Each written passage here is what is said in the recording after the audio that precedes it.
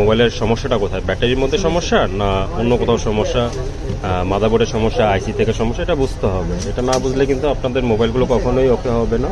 এর জন্যই হচ্ছে বিষয়টা যে প্রফেশনাল নন প্রফেশনাল বিষয় থাকে, এক্সপার্ট নন এক্সপার্টদের কাছে গেলে বিষয়টা অনেকটা এরকমই হয়ে যাবে যে আপনার সমস্যা হচ্ছে ব্যাটারির মধ্যে, তারা মাদারবোর্ডে কাজ করে মাদারবোর্ড বাদ করে দেবে। আবার সমস্যা হচ্ছে মাদারবোর্ডে আইসির মধ্যে সমস্যা, তারা ব্যাটারি চালু হচ্ছে না দেখে ব্যাটারি খারাপ মনে করে ব্যাটারি বাদ করে ফেলবে। এই মোবাইলের ক্ষেত্রেও ঠিক সেম এই বিষয়টাই ঘটেছে।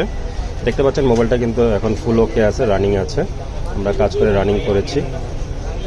বাট এখন সে সাথে কী করা লাগতেছে না বুঝে কাজ করার জন্য একজন টেকনিশিয়ান ভাইয়ার ভুলের জন্য কিন্তু ব্যাটারিটাও রিপ্লেসমেন্ট করা লাগবে। আর আমরা সবাই জানি যে রকফোনের ব্যাটারিগুলো হচ্ছে 6000 mAh ব্যাটারি। ব্যাটারি যদি খারাপ হয় তাহলে ব্যাকআপ কম দিবে, ব্যাটারি খারাপ হলে ব্যাটারি ব্যাকআপ কম দিবে, বাট ব্যাটারি